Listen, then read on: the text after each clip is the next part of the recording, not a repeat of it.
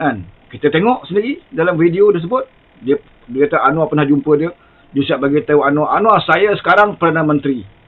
Saya nak bagi tahu you, selagi you bersama DAP, you lupakanlah cita-cita you jadi menteri. You takkan jadi Perdana Menteri selagi you bersama DAP. Tengok keegoan Muhyiddin. Keberadaan KPP Raya, dengar ucapan Muhyiddin. Ego, sombong. Apalah Anwar Ibrahim ni? Apalah bodoh sangat Anwar Ibrahim ni? PM tepi, hoi, PM tepi, hoi. Dengan muka-muka dia, keegoan dia. Ini, orang ini Tuhan dah tolak. Ya? Dengan sendirinya Tuhan tolak.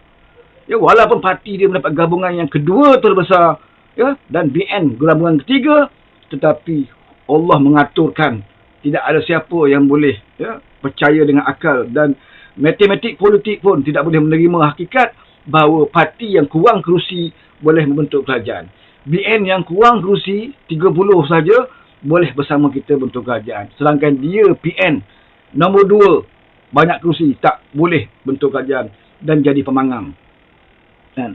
Sebab apa? Ini aturan Allah. Ini kerja Allah yang tak pernah kita fikir. Mana boleh kita fikir parti yang kecil 30 parti, ya, boleh jadi menteri, boleh jadi timbalan Perdana Menteri. Ya, PN 73 tambah 1 74, ya, jadi pemangang.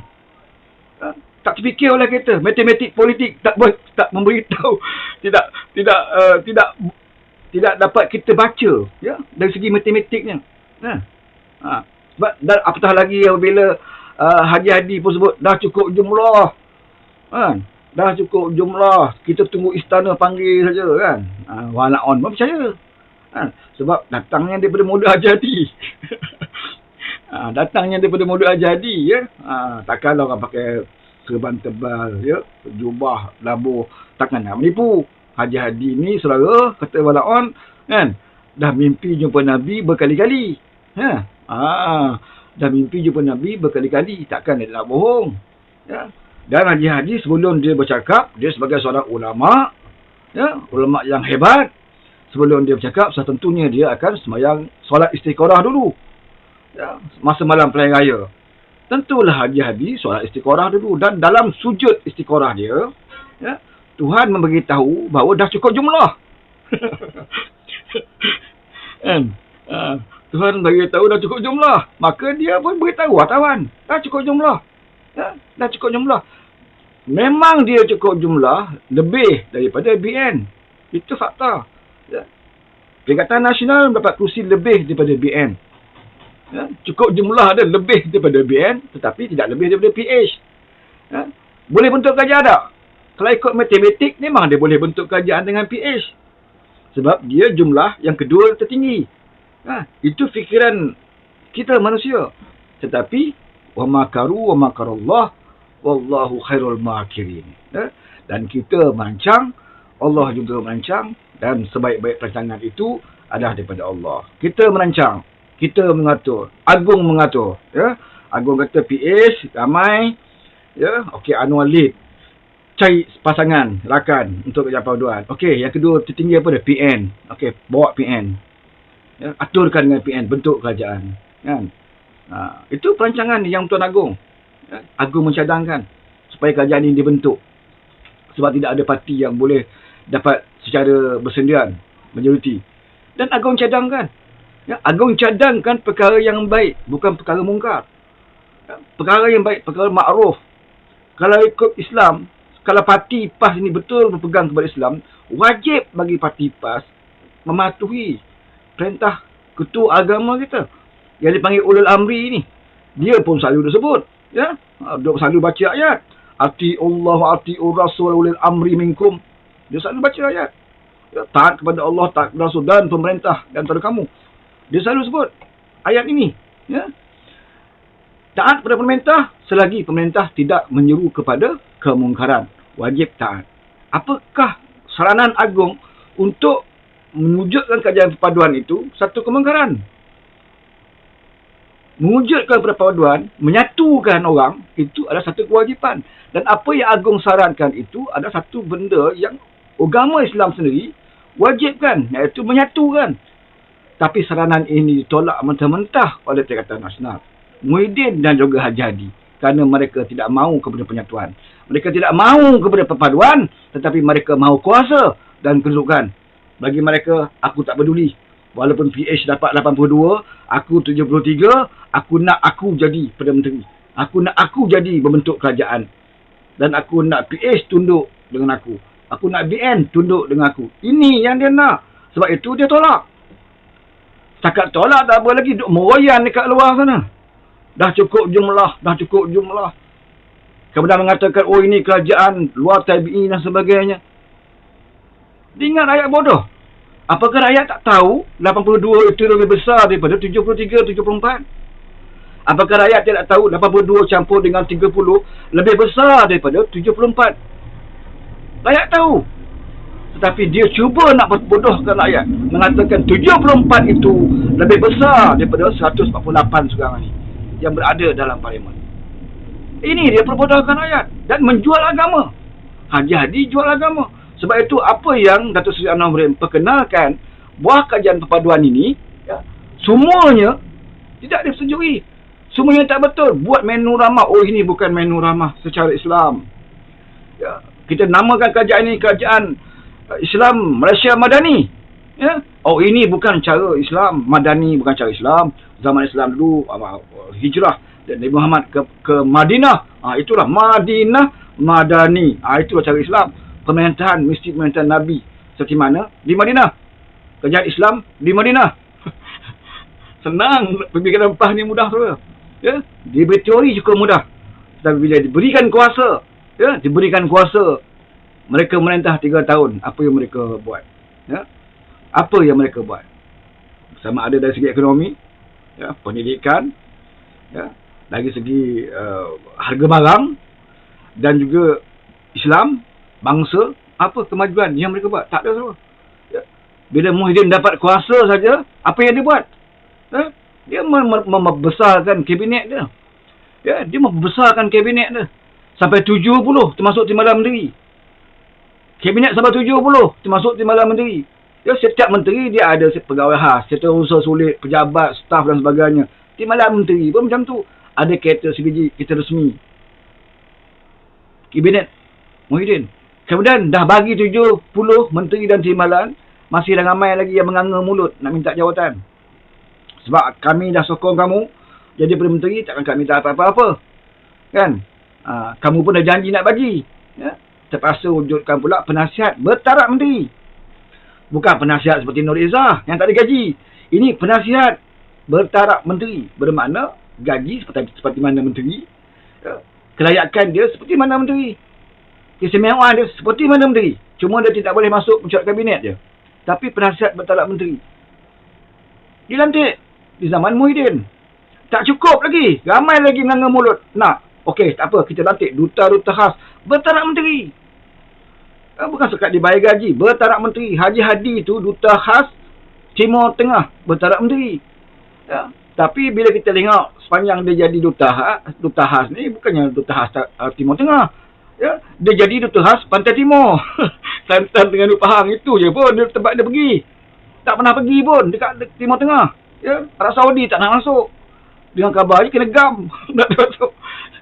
Macam mana Muhyiddin lantik orang yang duduk sebagai duta Timur Tengah yang digam oleh negara Timur Tengah. Semata-mata nak bagi jawatan saudara. Ya, jawatan dan kedudukan kenapa? Upah menyokong. Ya. Riza Hakimi, salam tuan, waalaikumsalam. Soalan, adakah Razman kena juga bayar duit saman selain dari permohonan maaf yang terbuka? Dia tak bayar saman lah. Biasanya kalau dah minta maaf, taklah jadikan kes saman. Cuma kemungkinan dia dibayar kos mahkamah lah kot. Kan? Itu saya tak pasti. Ya? Ini bukan masalah duit. Masalah bayaran. Ya? Kalau nak kira duit, kita Anwar dah tentunya tidak akan memaafkan. Ya? Lagi banyak jutaan mungkin dia boleh tuntut. Kan? Ini bukan masalah duit. Masalahnya maruah. Kalau Razman tu ada maruah, ya, patutnya dia betul-betul insaf lah. Ya. Patutnya dia berterima kasih. Ya, Anwar telah sudi memaafkan dia. Kan. Tapi saya lihat tak ada langsung maruah dia. Bahkan kita tengok anak dia, tak salah saya, dia keluarkan satu status. Ya, masih lagi mempersenda. Ya, masih lagi memperlekehkan sikap Anwar untuk memaafkan ayah dia. Dia masih pusing. Ya, itu sikap yang tidak insaf. Sebab tu saya katakan bahawa Cukup-cukuplah ya, dengan Razman ni. Janganlah kita bagikan peluang. Kerana dia bagi peluang ni jadi dia. Lepaskan Razman, anak dia. Backup ayah dia. Ya. Dia tak mahu ayah dia itu rasa malu. Sebab dah terbukti itu satu fitnah. Dan ayah dia minta maaf. Ya. Jadi dia nak jaga maruah ayah dia, dia spin. Dia kata kes ni satu kes yang akan, kalau buat mahkamah, akan mengaibkan Anwar. Sebab itulah selesai dalam mahkamah. Tapi yang minta maaf tu ayah kamu, bukan Anwar yang tarik kes. Ya, ini beza dia. Kalaulah saman itu, ya, kalau dibicarakan di mahkamah, akan lebih mengaibkan Anwar, sudah pastilah Anwar sendiri yang minta kes itu ditarik, ataupun saman itu ditarik. Tapi bukan Anwar yang menarik saman, ayah kamu yang minta maaf. Kalau betul kamu nak aibkan, kalau betul kamu nak mendedahkan kaiban Datuk Seri Ibrahim, jangan minta maaf. Teruskan lawan di mahkamah. Tapi kenapa minta maaf? Sebab takut di mahkamah nanti ayah kamu ditelanjangkan. Saya nak bagi tahu anak Razman, ya, ayah kamu itu, ya, takut ditelanjangkan dalam mahkamah. Sebab itu dia minta maaf. Seperti mana Haji Hadi dulu nak saman Peguam Sarawak Report. Kita masih ingat lagi. Dalam kes duit 90 juta pas terima daripada UMNO. Ya, Haji Hadi buat satu himpunan. Walaupun berhimpun, kutip derma. Ya, kita kena kutip derma, saudara-saudari.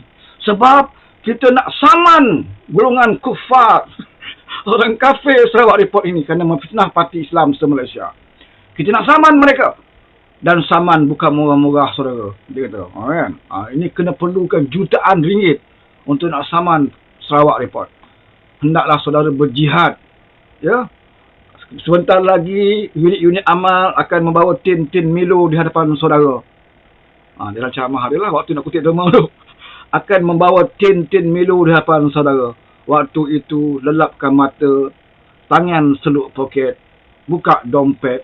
Kalau boleh dengan dompet-dompet sekali masuk dalam tin Milo tersebut. Kita akan pulangkan kad pengenalan dengan lesen memandu saudara sahaja. Ya? Itu dengan niat, hendaklah berniat berjihad ke jalan Allah fi sabilillah. Ya, setiap sen duit saudara itu, ya, akan mendapat manfaat di akhirat, di mana setiap sen duit saudara itu akan adanya mahligai di syurga berserta dengan bidadari. Walaupun dia dengar je bidadari di syurga, kan? Berebut masuk tabung. Ya. Bagi golongan muslimat, ya, bagi golongan makcik-makcik, kalau tak buat duit malam ini, makcik-makcik juga boleh mendapat pahala besar malam ini. Ya, cara dia keluarkan gelang tangan makcik-makcik, rantai leher, cincin dan sebagainya. Letakkan dalam tabung, dalam tin Milo juga. Makcik-makcik nanti akan mendapat pembalasan di akhirat nanti. Maka makcik-makcik pun keluarkanlah gelang tangan masuk. Ini ketupan kita akan gunakan untuk membayar kos saman Presiden yang kita sayangi, yang kita cintai, Ayatullah Ayatullah Hadi Al-Marangi, untuk menyaman Sarawak Report. Kutipan derma dia buat. Dan akhirnya apa berlaku, saudara? Akhirnya dalam diam-diam Haji Hadi menarik balik saman. Berunding dengan Sarawak Report, tarik balik saman. Bukan sekadar tarik, jutaan ringgit diberikan kepada Peguam Sarawak Report. Ini didedahkan sendiri oleh siapa nama tu, perempuan tu? Siapa nama perempuan tu? Saya pun lupa dah. Brown ke perempuan tu? Dia dedahkan sendiri. Bagaimana Hadi berbayar duit jutaan ringgit kepada Peguam Sarawak Report untuk tarik kes.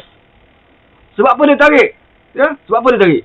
Sebab kalau bicara kes ini di mahkamah nanti, akan lebih terdedah, ya, tentang bukti fakta yang menyatakan betul PAS menerima duit daripada UMNO waktu itu. Ya? Sebab itu saman itu ditarik. Adakah walaupun tahu? Ya, walaupun tak tahu. Haji Hadi balik je, dia bagi tahu walaupun kita menang, perbicaraan tak jadi. Ya, Sarawak Report tak berani berdepan dengan kita. Kita ni orang berjihad. Ya, Sarawak Report tak berani. Padahal Haji Hadi yang tarik. Ya, Haji Hadi dan Anwar menyatakan ini secara terbuka. Dan sabar sudah, PAS tak nak sama Anwar dalam isu ni. Kan? Anwar kata dia ada bukti, ada resit pembayaran, di mana PAS telah pun membayar kepada Peguam Sarawak Report untuk menarik kes tersebut. Ini perangai PAS, saudara. Tapi Wanaon tak tahu. Ya. Haji Hadi tak pernah bagi tahu Wanaon bahawa dia telah membayar kepada Peguam Sarawak Report. Dia tak bagi tahu. Sebab kalau bagi tahu, Walaupun akan petikaikan. Kami dulu kutip derma bagi kepada kamu, wahai ustaz-ustaz, wahai lebay-lebay, kami kutip derma dulu bagi kepada kamu untuk lawan. Bukan untuk settle case. Untuk lawan Sarawak Report. Bukan untuk settle case. Tapi kamu gunakan duit kami untuk nak settle case. Ya, mana maruah lebay? Ya, mana maruah lebay? Memang tak ada, bro. Samalah kes Anwar ni. Ya, dalam kempen Panai Raya bukan main. Bercakap belayak terbuka. Oh, jangan sokong Anwar kerana Anwar PM LGBT dan sebagainya. Ya, habis Panai Raya dia pemenang. Dan ramai banyak kursi PN yang menang. Tak sedikit yang percaya kepada fitnah itu. Maka dia menang. Bila dia menang, masuk mahkamah, Anwar Samad minta maaf. Malangnya kita ada pemimpin. Nak kata malang tidaklah juga kan. Tapi ada pemimpin seperti Datuk Seri Ibrahim ini akan menyebabkan kita akan terus berdepan dengan fitnah selepas ini. Ya? Sebab orang yang kaki fitnah pada zaman ini diberikan peluang, diberikan nafas. Ya? Maka selepas ini kita bersedia untuk menghadapi fitnah-fitnah yang lain. Sebab tak ada orang, tak ada orang yang boleh dilihat sebagai contoh akibat kerana fitnah. Tak ada. Dimaafkan. Ya? Dan jangan terperanjat selepas ini, yang akan mendapat permohonan maaf daripada Datuk Seri Ibrahim adalah Sanusi Menteri Kedah. Dia juga disaman oleh Datuk Seri Ibrahim dan juga MP daripada Terengganu. Ya, satu MP yang berkempen di kedai makan mengatakan Anwar dapat duit 15 juta daripada Kerajaan Selangor. Anwar saman juga. Ya? Sanusi pun Anwar saman. Jangan terperanjat kalau ini pun dimaafkan. Dan kita akan terus berdepan dengan sama-sama ini. Bukan sama-sama, kita akan terus berdepan dengan fitnah-fitnah ini. Nak macam mana? Kerja kita. Walaupun tak dibayar. Kan? Lepas ini akan berlaku lagi fitnah. Kan? Dan kita akan lawan. Sebab tu Wala Untit, seperti mana semalam saya ulas dalam YouTube saya. Sebab itu Wala Untit pun berani. Sebab pemimpin mereka pun berani fitnah orang. Ya, kalau lebay fitnah, Haji Hadi tu pun kaki fitnah. Ya, bagi Wala Untit, ini fitnah secara syar'i. Lagi kuat aku fitnah, lagi hampir aku dengan pintu syurga. Pada fahaman mereka. Bagi mereka, lagi kuat kita fitnah Datuk Seri Ibrahim, lagi cepat kita melangkah menuju ke syurga. Sebab apa? Sebab Haji Hadi buat. Takkan Haji Hadi buat perbuatan yang boleh mengakibatkan masuk neraka. Tentulah apa yang keluar daripada mulut Haji Hadi itu adalah mutiara-mutiara syurga. Maka harus kita kutip. Ini bagi walaun. Sebab itu tak pelik kalau ramai di kalangan di bawah walau-walau ini suka fitnah kita hari-hari. Ya, buat menu madani, dia fitnah. Ada yang kata, menu madani ini semua populis. Anwar dah dapat nama saja, kerajaan populis. Ada baru-baru ni kata, ya memang murah lah. Ikan dah pecah perut dekat pasar raya, ambil kutip. Ikan jual longgok dah pecah perut, kutip. Goreng-goreng jual murah. Sayur yang dah kecil-kecil, ambil kutip buat sayur, jual murah. Sampai macam ni, tahap dia. Nak pelekehkan program menu ramah ini. Zaman mereka buat, zaman mereka perintah, apa pun mereka tak bertindak apa-apa. Dan ada juga yang dalam media menyatakan, menu ramah ini juga digunakan peluang oleh restoran-restoran Cina yang jual babi, menjual harga lauk babi dengan harga RM5. Tengok. Dia kaitkan dengan restoran Cina. Wahai menu ramah ni bukan kira kaum. Kalau restoran Melayu, ada menu ramah RM5. Kalau restoran Cina yang jual makanan yang tidak halal, jual menu ramah RM5. Yang kamu pergi restoran Cina tu buat apa? Bodohlah kamu. Kan, bagi Cina yang jual RM5 untuk makanan orang Cina yang susah. Apakah kita fikir yang susah dalam Malaysia ni orang Melayu saja? Orang India saja? Ada juga orang Cina yang susah. Jadi apa masalahnya kalau Cina tu letak harga menu RM5, walaupun dia jual babi pun, harga menu RM5, apa masalah dia? Makanan dia.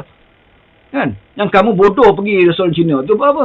Sedangkan ada restoran Melayu yang ada menu ramah, kamu boleh pergi.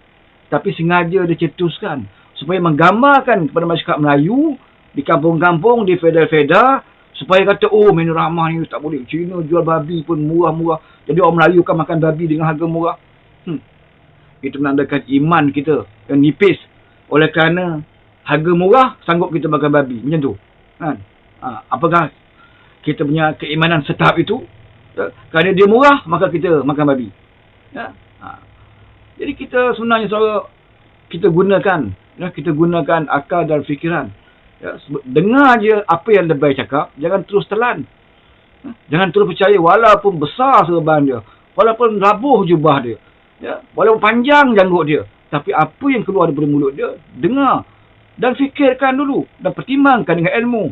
Ya, Tuhan bagi otak untuk kita berfikir. Bukan untuk kita cagarkan kepada lebay ni.